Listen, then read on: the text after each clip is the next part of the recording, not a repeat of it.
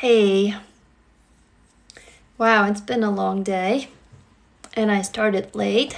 So I just posted a video about how to stop ignoring your gut instinct, or rather how to trust your gut instinct again. And yeah, it's already night. I thought I was going to start in the morning. Oh, hey there. Just tell me who you are, what your name is, where you're from.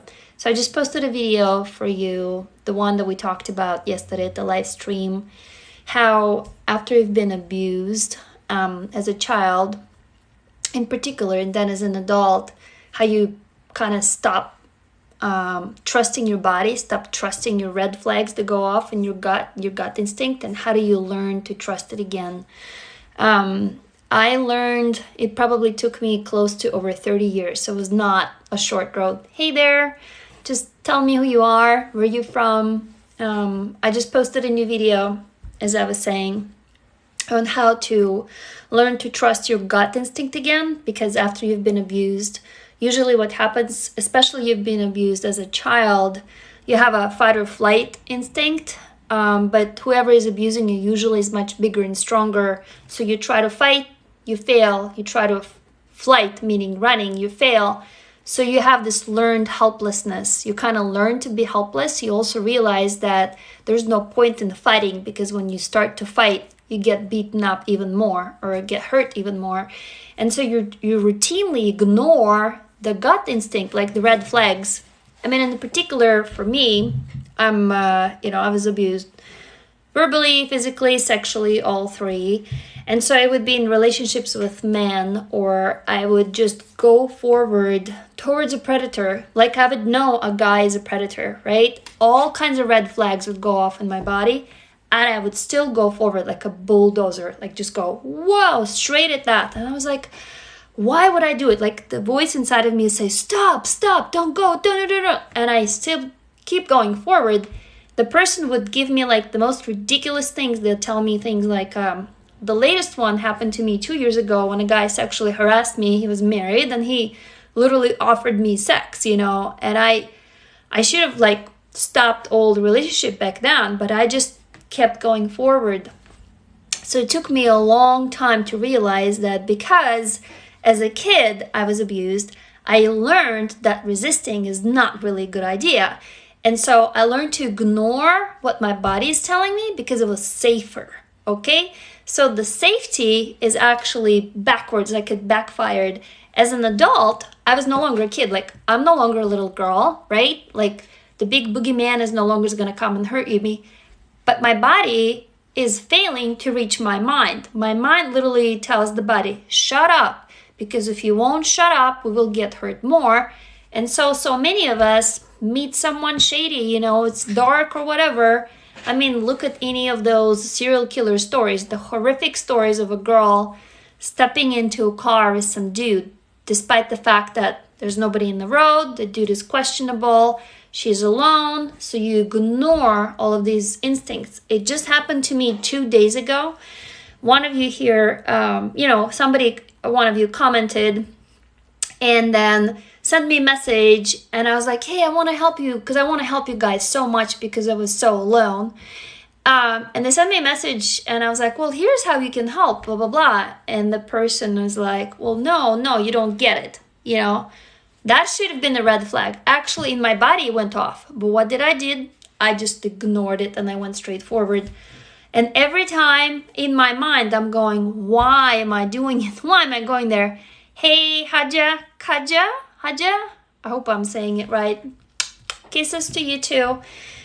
So I just went straight forward. So this learned behavior is so difficult to break because as a kid, it cements it in your mind for the rest of your life. Oh, hey, Care Bear says, I forgot to come on here yesterday. Oh, hey, happy birthday. Eat my booty hole. Luli? Is it Luli? I think I got that right. Happy 20th birthday, Luli. So I was just talking to everybody about the video that I just made. Ignoring your inner signals, the red flags that go off in your body, inner cues, gut instinct, inner voice, whatever you want to call it. Yep, it is Luli, huh? So it is a learned symptom if you've been abused. Kind of think of it as survival mechanism. So it's not a bad thing, but unfortunately, it is a bad thing because it makes you step into dangerous situations. Hey Hadia, I like it. I'm so happy that you're here. So B says, I do that all the time too. How do I learn to stop that behavior? Yeah. So I just made you a video, and I'll every time after I make a video, I'll go live. Today I kind of broke my pattern completely because usually I make a video in the morning and I go on live around 9:30 to 10 a.m. Pacific time, and then 9 to 10 p.m. But I realized that it's the weekend. I was exhausted. I slept all the way through. So it's like 5:20 right now, totally off time. So I'll go live both Saturday and Sunday, but I won't do it twice because I actually have a date night with my boyfriend to watch a movie Saturday nights, and he was like, are you gone now? Like, where are you? I'm like, I'm with my family on TikTok. It's my family, my people. And he goes, well, what about our movie night? So anyway, let me get back to how I dealt with that. So here's what I want you all to understand. The patterns that are created in your body, in your mind, after you've been abused, usually a behavior that's cemented in childhood, especially in childhood, because you're growing up with this, thinking it's the truth. It takes about 7 years to kind of overcome a particular behavior pattern. Do you know how people who are addicted or struggling with, alcohol or any kind of substance, how difficult it is for them to quit, or how difficult it is to quit smoking? Is because your brain is wired for that behavior, okay? So, yeah, you're my company too, Paula. You're my family, my sister.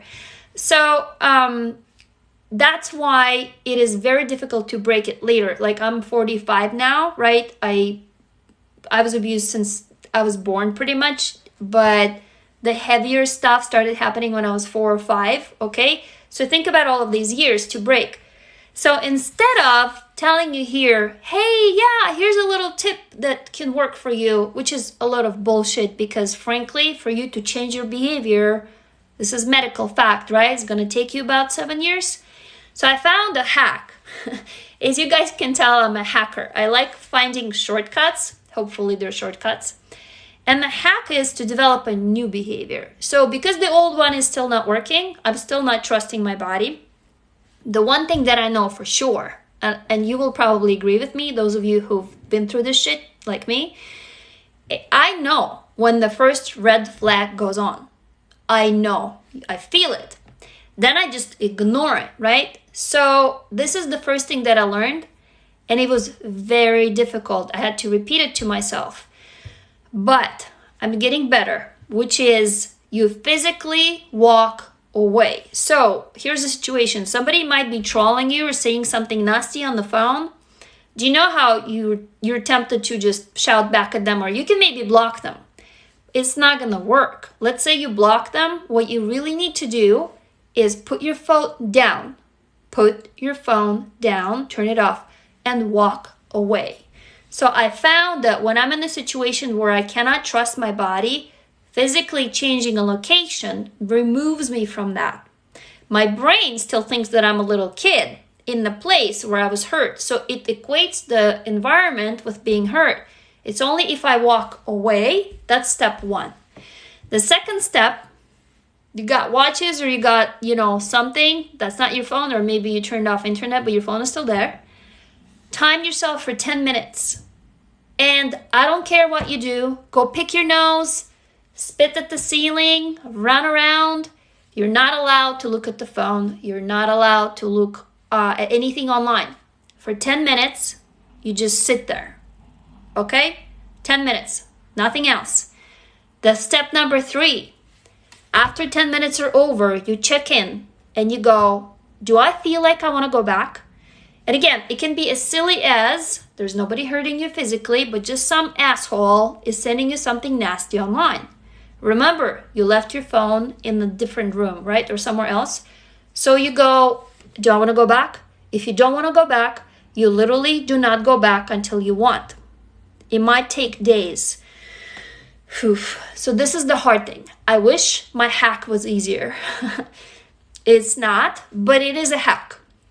Because here's what I learned. The world is not going to burn. So I learned that not making a decision is better than making the wrong decision, because when I'm ignoring my body, when I'm ignoring my gut instinct, the red flags, I always make the wrong decision. Always, always, always, always. Like, it's not even the question of if. It's only a question of how many times. So it's going to be difficult at first. It won't be like really easy, but I can tell you this is going to be a new behavior. And so while you're working on the old shit, right, this new way is going to help you a lot, because physically when you remove yourself and silence, when you come back, you realize the first time you do it and the first time the world doesn't burn, like, nothing erupts or goes crazy, you go, wow, this actually works. Like, I don't need to be there immediately, because that's what had been happening to you when you were a kid. Whoever hurt you, they needed like this immediate kind of, relief from their pain, however they were using you, because that's all of us suffer. Any of us who've been abused as kids, whoever hurt us have been using us for their own relief. So hopefully that's a long answer to your question. Hold on, I'm not sure. Oh, you just broke up with your toxic ex. Good job. So if somebody messages ignore for 10 minutes. Not only ignore for 10 minutes, you put your phone down and you physically walk away. Again, I know it might sound silly, but please trust it, because your brain doesn't know the difference. The brain doesn't actually understand that the phone is just the phone. The brain equates what you're getting in your message as a real person right there with you in the room. So you really have to walk away. Now, if 10 minutes is not enough, meaning if after 10 minutes, like somebody's been messaging you, you're like, I really don't want to talk to that person, you do not. And you don't talk to them until you feel like it. I'll give you an example. One of the most difficult examples. I'm estranged from my whole family, my mom, my dad, everybody, since I confronted my father about sexually abusing me. He, admitted to it. It was a little over 10 years ago. Then all the women in the family sided with him, told me that I'm crazy, that I'm imagining it, and American psychotherapist put it in my head, blah, blah, blah. They cut me off. I was really suicidal, I didn't want to talk to anyone. So since then, I started really, really missing what I used to have, which is, parents, but also realizing that they were never parents to me, really. And I was much angry at my father than at my mom, but then I was also very angry at my mom. Like, why did she let my father do this to me? Did she even know? I still don't know, because she still wouldn't talk to me. She gets angry when I even try talking about it. So, long story short, a few years went by and I actually connected with my mom again. And she would just send me these messages that could knock me on my ass flat, like, oh, you're having it so nice over there in America and I'm poor here, and send me the money. Or if you're not, you're awful and blah, blah, blah. And I really felt so much guilt. So I had to cut her off. And here's what happened. The first time I did it, I felt like shit. I thought, wow, I am the worst daughter ever. Like, my mom is struggling. She's so poor and I do have it better here, and I could send her money. And I did send her money. Guess what? It did not help. I would send her money and she'd still bitch at me. So I was like, okay. I stopped talking to her. And then I started practicing my own stuff, right? And I was saying, I'm not ready to talk to mom. So a few months have gone by. Okay, this is how long it took me. And it took me a long time to be okay to go, I'm not ready to go back into that room. Do you see what I mean? So this is just an example of what I'm doing, and feel free to jump in here with your comments. Hold on, somebody said something up here. Hi, I'm really glad you found me too, B. And how old am I? I'm 45. I just turned 45, on February 6th. So this hopefully answers your question, because last time, yesterday when we were on live, you were guys telling me a whole list of what you wanted me to make a video about today. And it was about number 1, which was, how do you stop ignoring your red flags in your body? And number 2 was, how to stop the cycle of abuse with your own kids. And number 3 was the numbness, how to stop the numbness. So today, tell me what you want me to make a video about tomorrow, and I'll make it. Hang on. Hey from LA. Hey. Let me scroll. Let's see. I love that. You love your, hopefully. How can someone find the source to their anxiety and effectively overcome it? I would say everything lies in your body. Your body doesn't lie. And so the source of anxiety is always deep in the history of your body. So do you think reinventing yourself is important after abuse, emotional, physical? So let me try to answer these 2 questions. So first, about anxiety. Anxiety is coming from somewhere, and usually it's coming from fear. And that fear is coming from somewhere, which is somebody has hurt you at one point in your life, you've forgotten most of the time. And then anxiety is triggered by fear, that fear of something. Usually it is people, crowds, or a particular type of person. So if you really, really wanted to go at the root of the cause of your anxiety, you would go back into your past and you would start finding, first of all, where in your body your anxiety sits. And second of all, if you thought of it as a person, who would it remind you of? And if you're willing to go there, you would write a little story. Fantasize first. That's how I recovered my stuff, because my anxiety and panic attacks and depression, everything was rolled up in my body, but I had no memories of my abuse. I literally could not even remember who did to me what. It took me many years. So this is where you would begin. And then, hold on, the second question. What was the second question? Oh, reinventing yourself is important. So, I did it not because I thought it was important for me. I did it because I wanted to run away. I wanted to, actually, here's what I wanted to. I wanted to feel me as myself. I did not feel as myself for most of my life.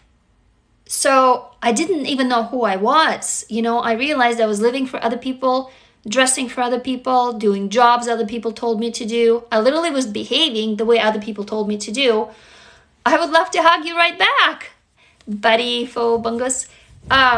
So I didn't even know who I was.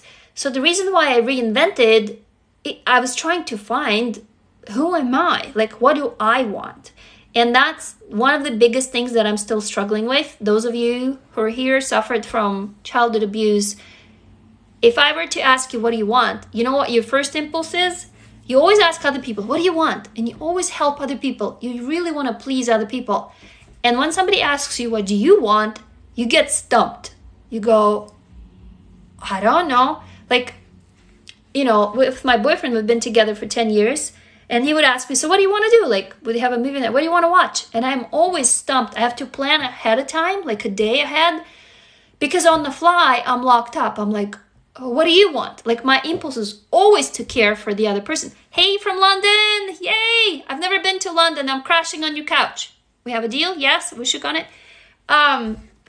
So it's like the most puzzling question of all. It's like, what do I want to do? I don't know what I want to do.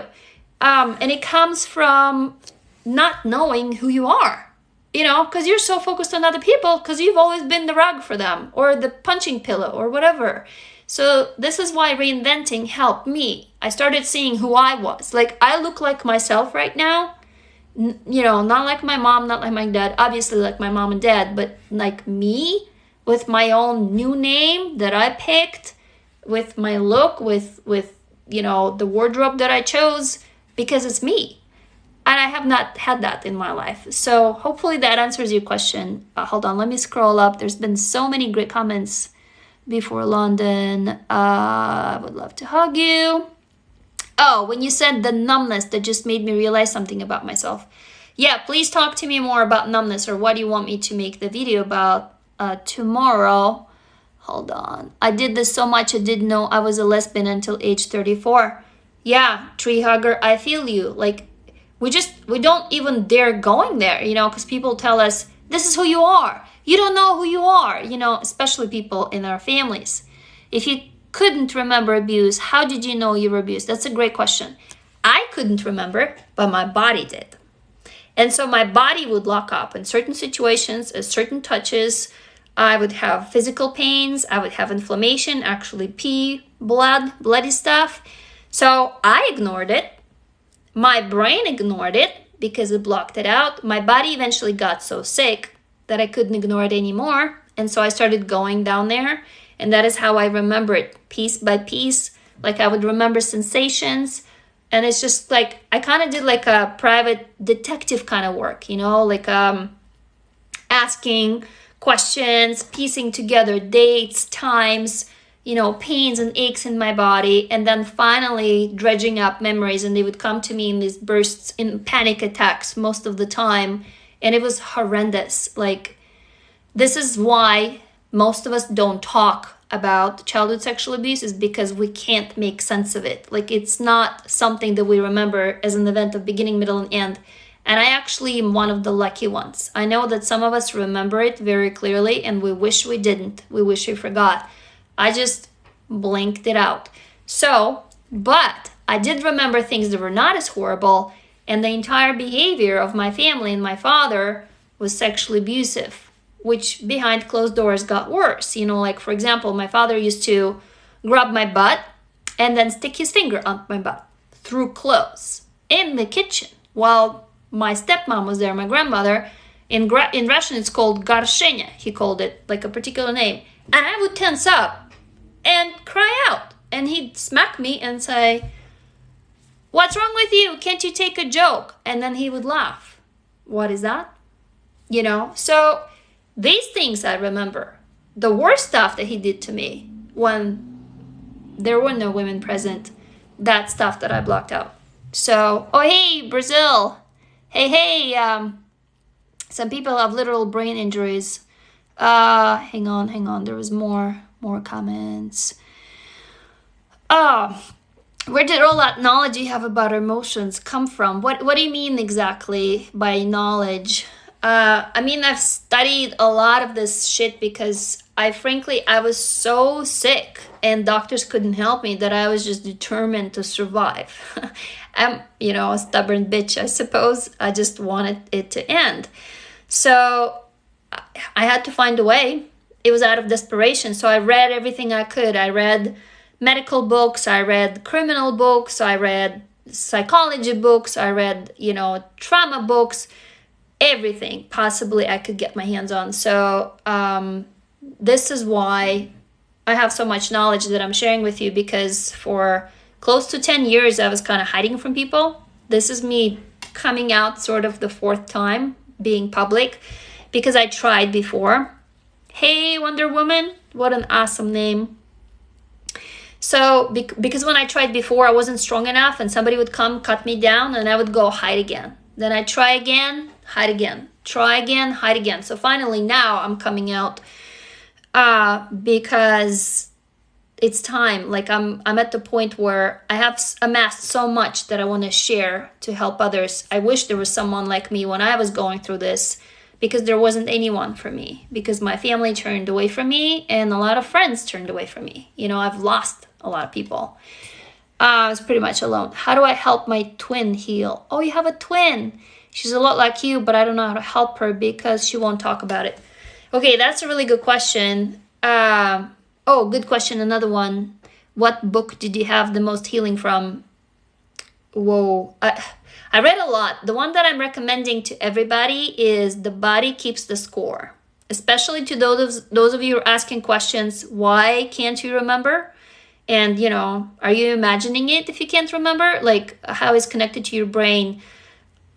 That guy did revolutionary work, the doctor, and he actually got turned down for over 25 years in the whole psychiatric community by other doctors because his stuff was so revolutionary that everybody's just rolling their eyes. Read that. It's amazing. So B, to answer your question, here's the hard truth that I learned. If somebody's not ready for help, they will perceive it as an attack. And it must be breaking your heart, because I can imagine as a twin. Awesome! Melissa is buying the book. Yeah, I'm not associated with the writer at all in any way.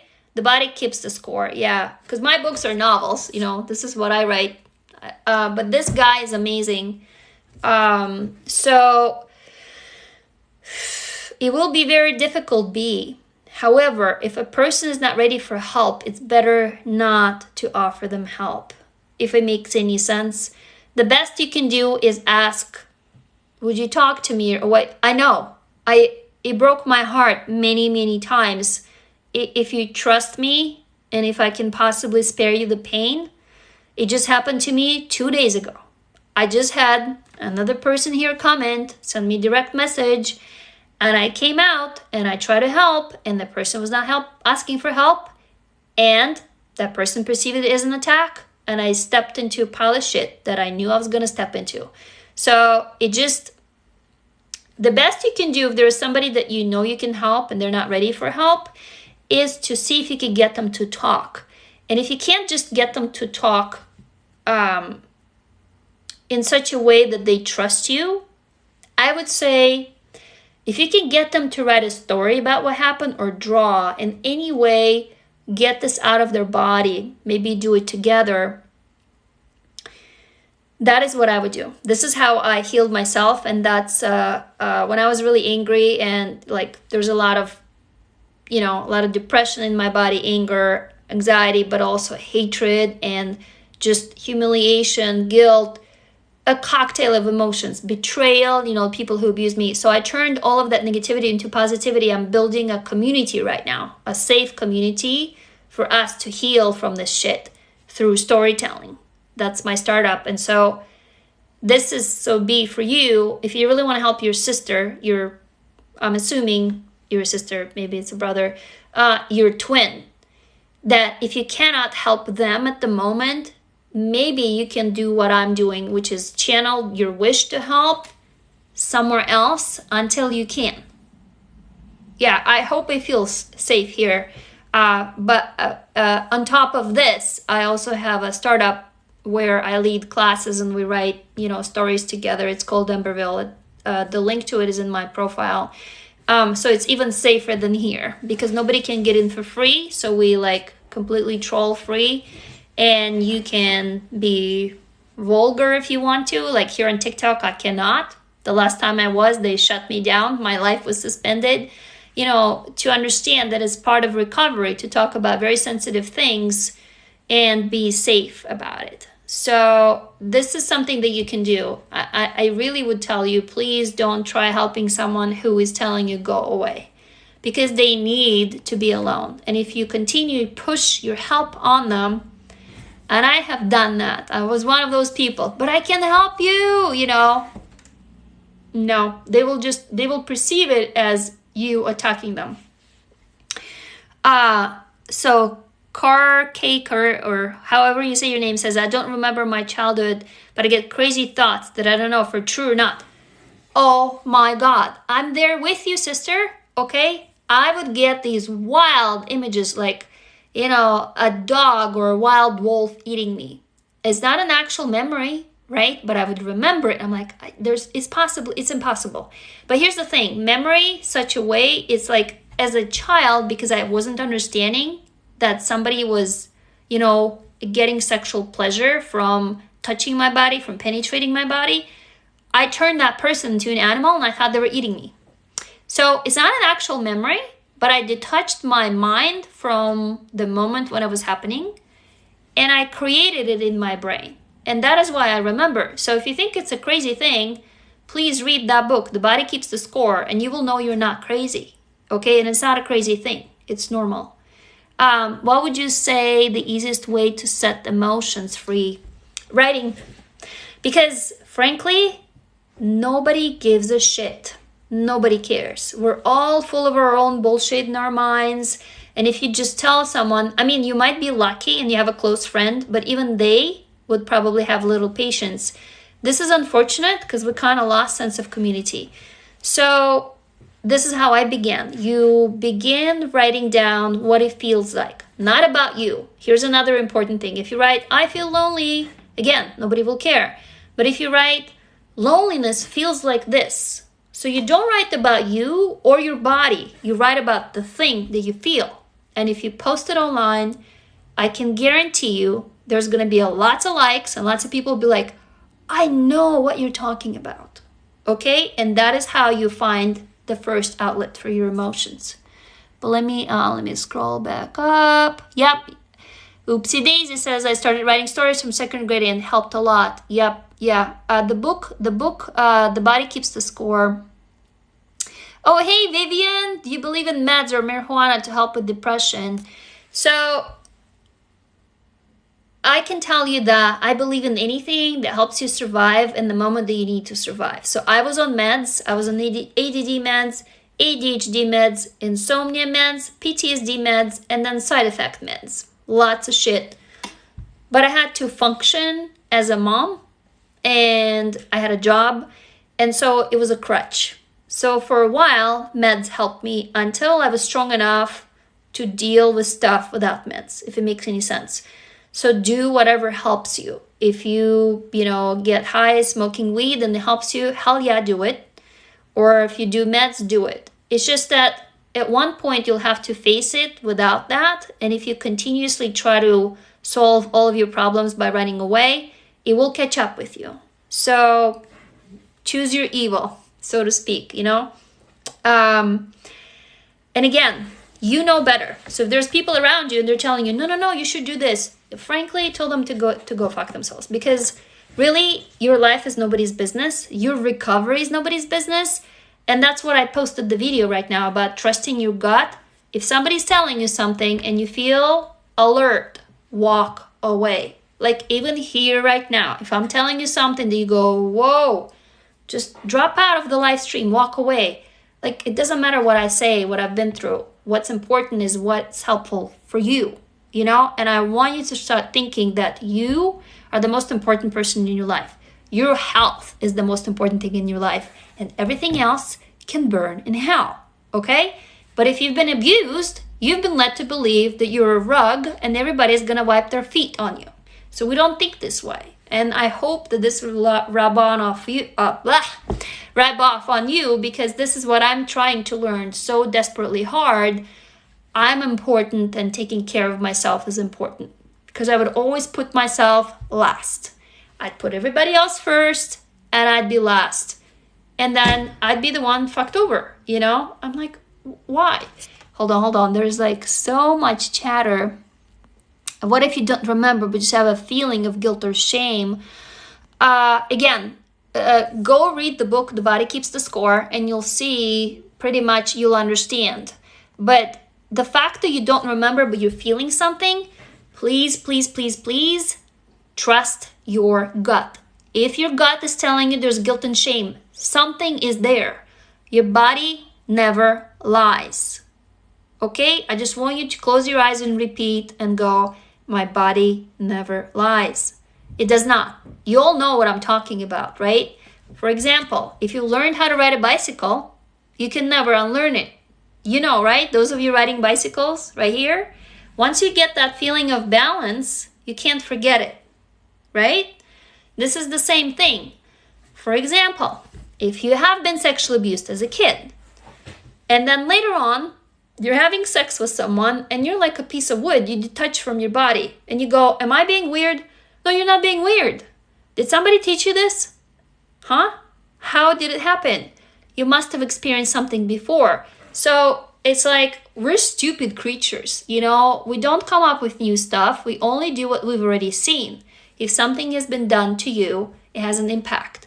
So if you feel something, like, you're naked next to someone, you just met someone and you're overcome with this feeling of terror, it's not crazy, it's not stupid, it's not weird. It's coming from somewhere. Trust your body. Your body is screaming at you. You know why you feel all these emotions? Your body is, pay attention, asshole. Like literally your body is going, would you please listen to me? I'm trying to communicate something to you. Because unfortunately your body doesn't have a voice. Your brain shuts it down, right? So hold on, let me scroll down. It's so comforting that you don't judge anyone who is here. Yeah, fuck that shit. That I hate that, and hopefully I'll never stumble on it, because there's so much stigma attached to so many things that we do in life, and frankly I'm sick of it. And I think you're probably sick of it too, right? We're here together, like let's just help each other. It doesn't matter what we do, as long as we don't hurt each other, right? How do we process the shame and guilt? So, first of all, you have to let yourself feel it. Have you done a TED Talk before?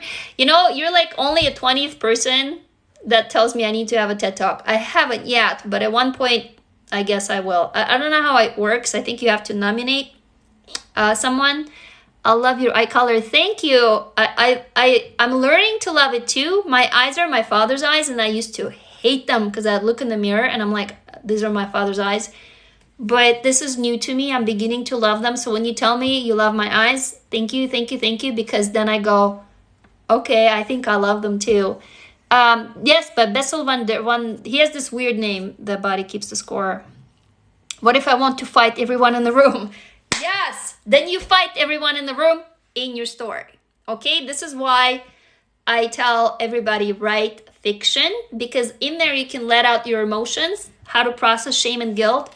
You write a fictional story. So, okay, here's an exercise. Just imagine that you're going to write me a direct message here and say, hi, here's all the shit that happened to me, which many of you do. You go, okay, I'm this, this is my name, or you don't tell me your name. I'm 20 years old or something, 25 or 35, and this should happen, and this should happen, this should happen. Now, I want you to write out, not I, but she or he in third person. Change your name and literally write out what happened. And then beat up all these people in that room.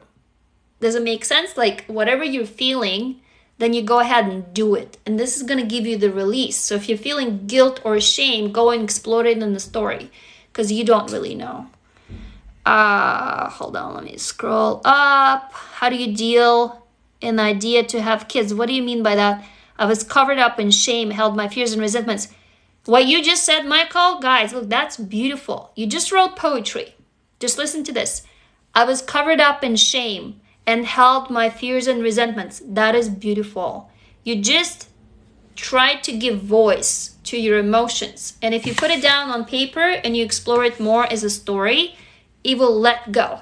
So try to write what that shame felt like. Where did it come from? As a story. Like a Netflix show, okay? Imagine there's a hero and a villain, and write it out. Selena says, I see my mother in the mirror. Yeah, you know what? I no longer see my parents in the mirror. Like, for the first time in the last, I would say 3 or 4 years, I see me. Like, it's the most wonderful feeling. Because I would look in the mirror and I would hate it. I would see my mom or my dad, or my dad or my mom, or my mom or my dad, or my dad and my mom. And I'm like, well, who is me? So that's why I did that video on the reinventing myself. You guys asked for it. Oh, and by the way, was the video today helpful? Because you asked for it last night at my last live video on how to learn to trust your gut again. Let me see. Somebody says, I've gotten so good at self-forgiveness, I don't move. What do you mean exactly? Yes, if you're going to start writing, if you need help, you can go to my startups account here, visit Embryville. We only have about 100 followers. Once we hit the 1,000 followers, I'll do live classes in there. But in my community, Embryville, is I lead classes on how to write out your shit into a story. Basically, how to turn all this negative stuff that's been done to you into a positive one and get revenge at your abusers that way. Because you create art, you create fiction, and you can publicly publish it without being afraid of being persecuted, because you're changing the facts and names of people. And that's what I've done. Like, these are my books. In each of these, I talk about, all the stages of my life. How I was homeless and a teen mom. This is how I confronted my father about sexually abusing me. This is me being like 12 or 13, having ADD. This is me being 15, 16, when I wanted to kill myself. I mean, I'm free of it because it's here. I can take this and I can go and I can burn it outside, and it's no longer in me. So you don't have to write whole books like me, but you can write stories. It's amazing what it does in terms of healing. Vivian says, my abuser would finish pushing me off and then call me disgusting. Yep. So that's why you cut those people off. Like, you literally cut all communication. What do you do when you're a woman living in a family that considers you a shame because of your gender? Oh my God, I'm so sorry. Whew. You know, if there is no way out for you, how I started to get out was escape into my writing. Because before you can have the life you want to have, you have to imagine it. And if it's not on paper, if it's in your head is filled with these thoughts, the terrible thoughts of what the other people are telling you. So I would say, if you could put it into a story, imagine you're writing me a letter about your life, but change the name of the other people, and just write it as a story. Can you do that? And actually send it to me. I'll read it. That would be your first step, okay? Hold on. I can't even reveal my face. My dad even threatened me to kill if I stopped covering my face. My God. The best I can do is just to try to imagine. I will never be able to be in your shoes, and I'm so sorry. And this sucks ass. I mean, that is, your face is like your identity, it's who you are, and not being able to show it. So, write a story. Again, that's the first step out, is to imagine the world that you want to live in. What would you tell your father? Like, what are the things you never could tell him? Because that will bring relief. Because if in reality it is not safe, and if you're still living with your father and you're not safe standing up to him, then don't. It's dangerous, right? So you really have to care for yourself, but you got to get the outlet. So you move into safety of the story. So you write, and maybe he has his face covered in your story and you rip it off. You get all that rage and all that emotion out, and it will make you feel healthy. Which, by the way, let's talk about anger. There's so much told in our society to us, especially women, that we can't be angry. And so what do? We turn anger inward, and that's how we become depressed. But it is very healthy to let the anger out. It's actually part of survival technique. So where can you let anger safely out if you're not used to it? Like, for example, I'm just learning how to have toddler tantrums. I kid you not, with my boyfriend's help, he's teaching me to be upset. I don't know how to be upset. I never show it. I'm just like this stoic, and I'm always happy, always smiling, always nice. Like, I don't know how to be upset, right? So he's telling me it's okay, you can feel it, and, even yell. And I'm like, never yelled at anyone in my life, So I'm learning, and I've done it several times. And I felt so good, like a 3-year-old kid. I'm like, oh my God, I just had a tantrum. Wow, So if you don't have that space, I'm so lucky I'm with this man. Because, if you're alone and there's nobody around you, you write it out. And if there's nobody to read it, write to me. I'll do my best to try to read it, I promise. Vivian says, I was so small, how those of my previous statements affected me feeling confused. Can you give me a little more? I'm not sure that I got enough story here. Yeah, so oopsie droopsie daisy says, writing? You mean writing helped you a lot? Yeah, so it's cheap, paper, pen. The only thing I would caution you is if you're living with a family who can read your writing, and if it's journaling, you better don't do it, because they can, hurt you. If they read something in there about them, you can't protect your journal. So ideally do it online in the cloud, so it's not saved in your computer. Again, if you're surrounded by people who could potentially go read your stuff. But I can tell you that the best you can do, which is safe, it's turn it into fiction. Write about these people. Change their names, okay? So if somebody is telling you nasty things, turn them into a troll or a vampire or whatever, like put a stake through their heart or cut off their head, and that is fantasy. You're protected. Kill a dragon or a demon or a ghost or a monster, like a two-headed hydra or something. Like turn your mother into an evil mother from a fairy tale, and then you cover it. But your brain doesn't know the difference. You get the release. See? So let me scroll. I never knew real anger existed within me for the longest time. I'm with you. Same here. I did not allow myself to feel anger. how my abuser would call me disgusting after they finished. Okay, let's talk about something here. Vivian is asking, if somebody's calling you a name, do you know what they do? They don't actually mean you. They reflect on you how they feel about themselves. Most of the time, people who hurt you, notice, they tell you things that if you turn around and call them that, they get really upset. Isn't that true? Do you follow me? So Vivian, if he calls you disgusting, I'm assuming it's a he, then he finds himself disgusting. Something disgusted him, and it wasn't you. Trust me, this stuff comes from history. And you don't know that history. You can ask, but it doesn't sound like to me like there would be a conversation here that would be, positive. So this would be probably something for you to begin healing, is to realize whatever the person tells you, and especially if the person doesn't know you really well and they call you a name, usually that is what they're afraid of the most. This is something somebody called them before, and so they suffer from it.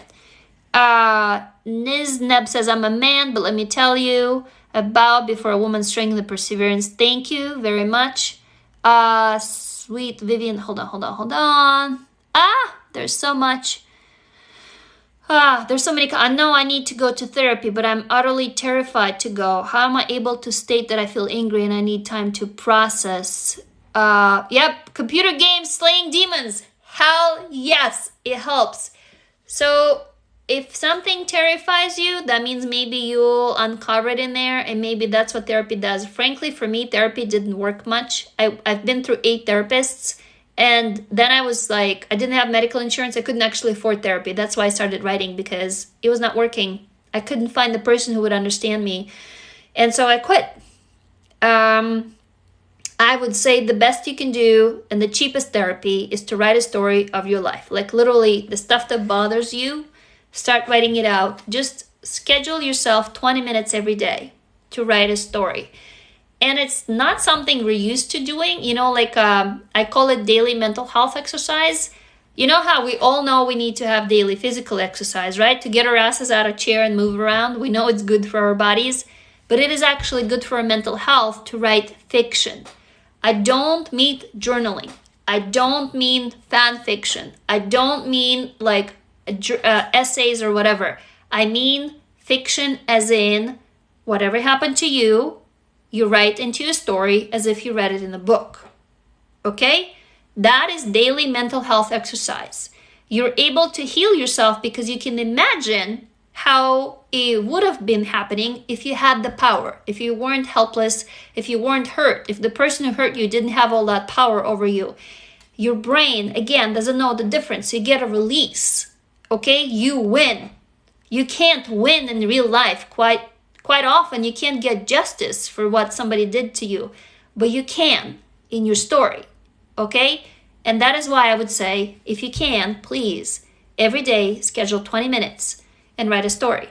Come back here, or come back to my Visit Emberville, my startups TikTok. We don't have, once we hit 1,000 followers on there, I'll do live classes in there the way I do them in my community.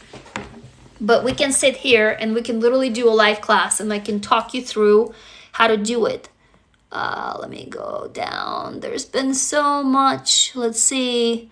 Therapy is the best if you did discovery on your goals. Yeah, which most of us don't do. I take pictures of the things that made me feel slightly content and date them.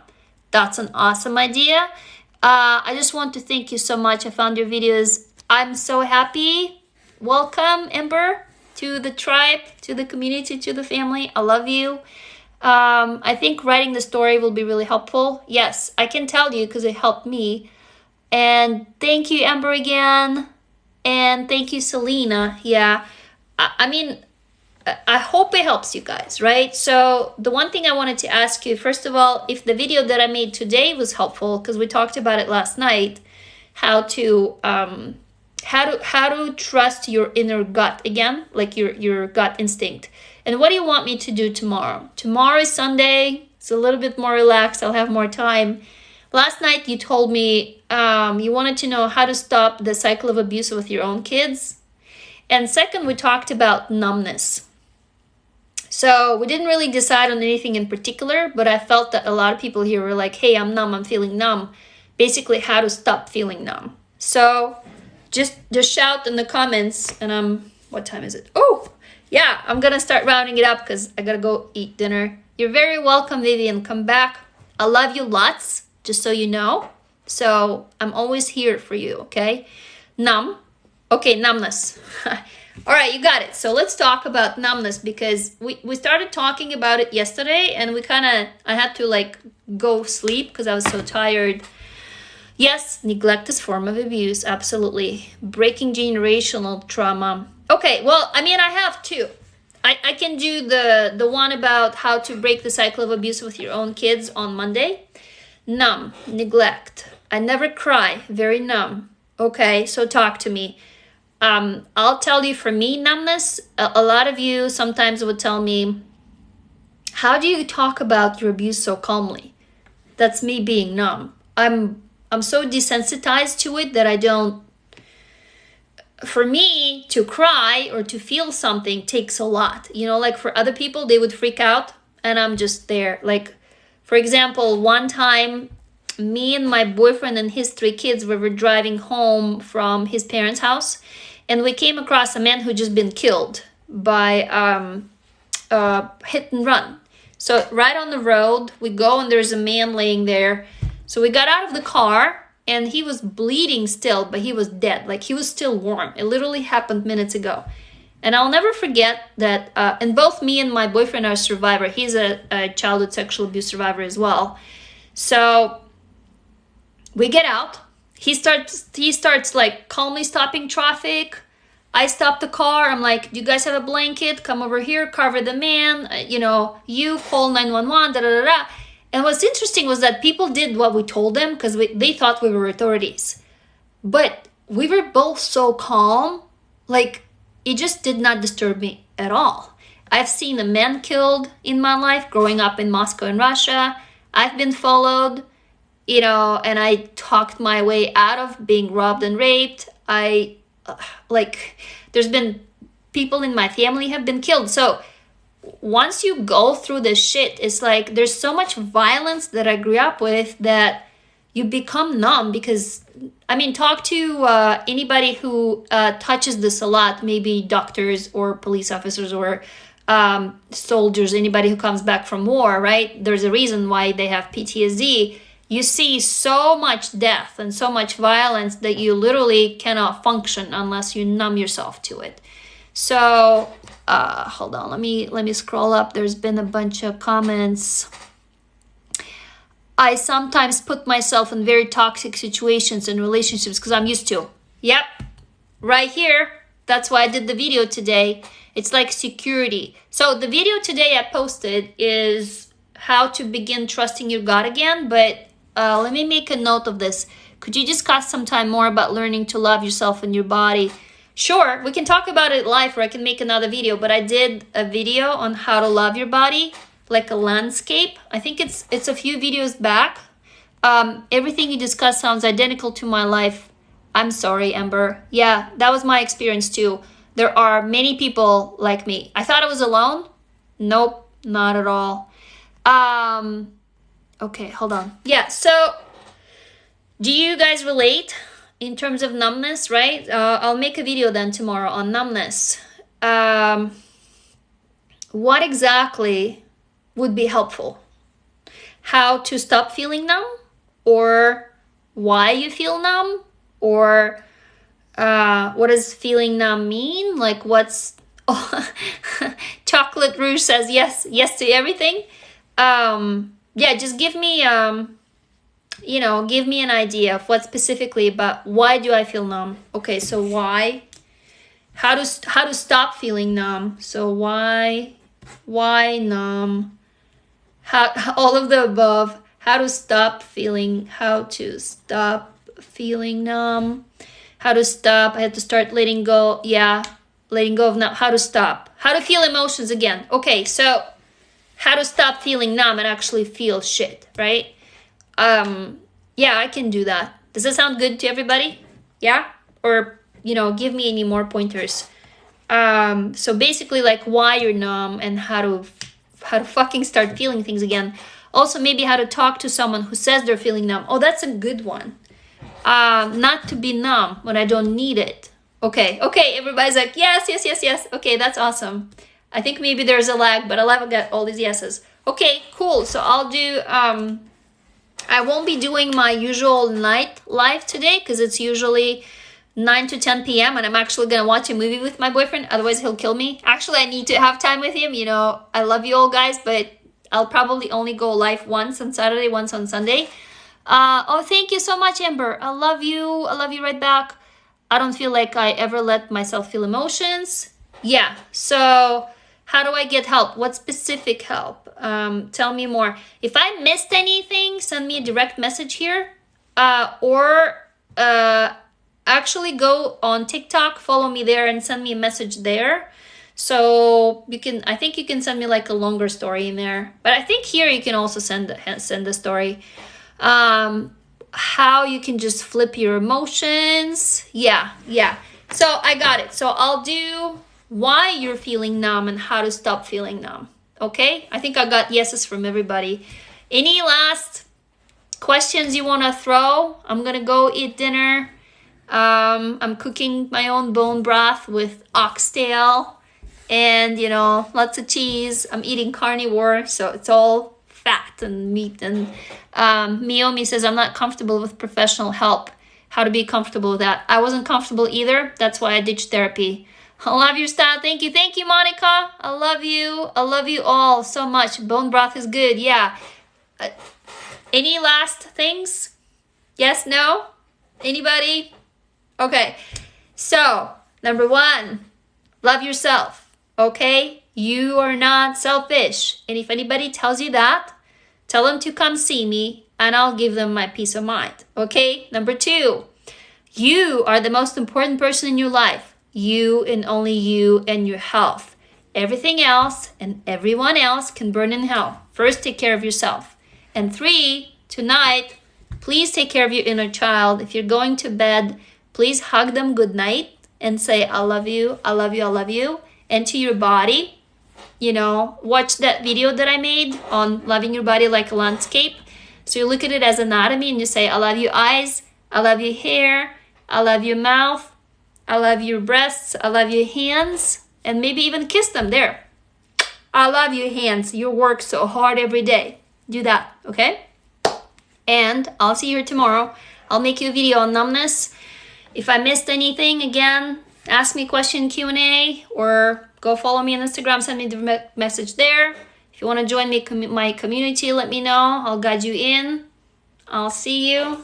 Everybody have a good night, okay? Wherever you are. I love you all. I'll see you tomorrow. Bye, and thank